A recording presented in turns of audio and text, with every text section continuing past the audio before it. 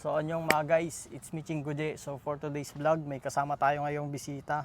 Hello everyone, watching Chingguje. I'm Lloyd. Isa akong dating E9 visa holder dito sa Korea at ngayon H1. Ano yung pinaka-struggles na naranasan mo dito sa South Korea? Yung pwede mo lang i-share na bukal sa puso mo. Para lang malaman ng ating mga viewers. So ito talaga yung main reason bakit kami nag-decide to collab. Yeah. So 3 years ago, i-share ko na to. 3 years ago, ako ay na-aksidente. Hindi ko alam kung napapansin nyo guys. Ayan, yung daliri ko. So 3 sa 5 fingers ko ang inamputate. Ako ay na-aksidente. So actually 4 yan. May isa na-revive kasi ito. Yung hindi. Then the rest is amputated. So nangyari to 3 years ago sa isang printing company. Dito rin sa may Incheon. Yan. So bali bago lang ako doon, parang 3 weeks. 3 weeks lang ako doon. Tapos, yun nga.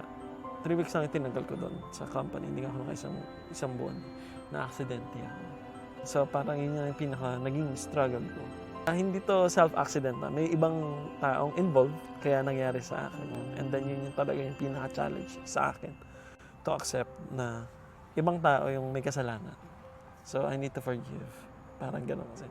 And forgiving someone is not hard. You need to have a lot of courage.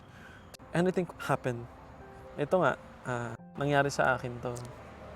So, prepared naman ako dun sa mga ganong instance.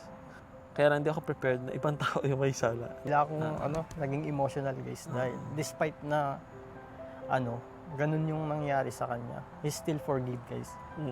Grabe no. Nagawan ka ng masama, ng hindi maganda, pero you still forgive.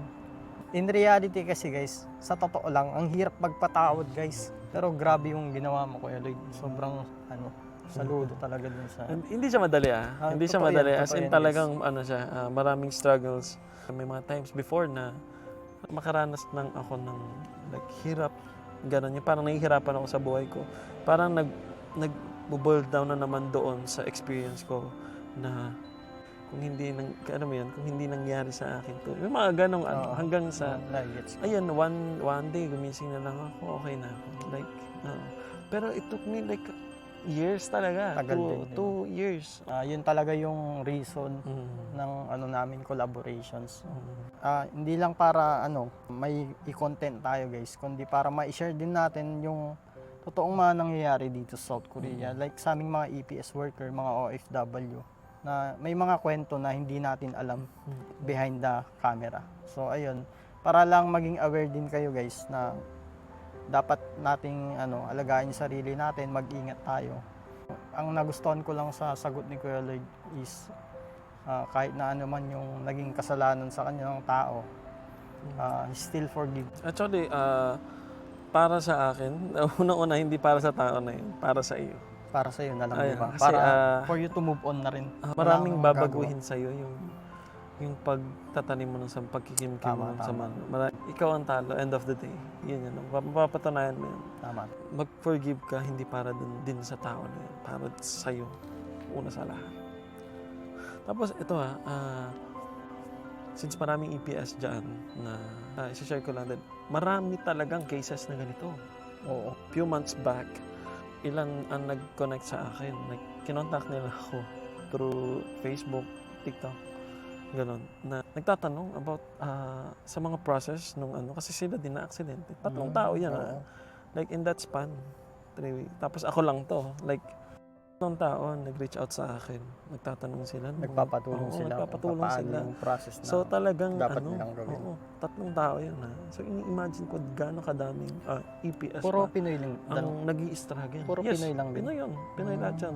Tapos iba pa yung namimit ko sa hospital kapag nag-therapy ako. Iba pa yan. Talagang nagpapatulong din sa akin sa mga process. So totoo talaga yun guys. Maraming struggle sa South Korea na hindi natin nalalaman. So katulad ni Kuya Lloyd sa nangyari sa kanya, di ba? Hindi natin alam. Siguro may purpose yung Lord ba't nangyari meron naman talaga. Actually, diba? Napakadaming napatunayan. Marami ko napatunayan talaga na ang Ama ay may rason.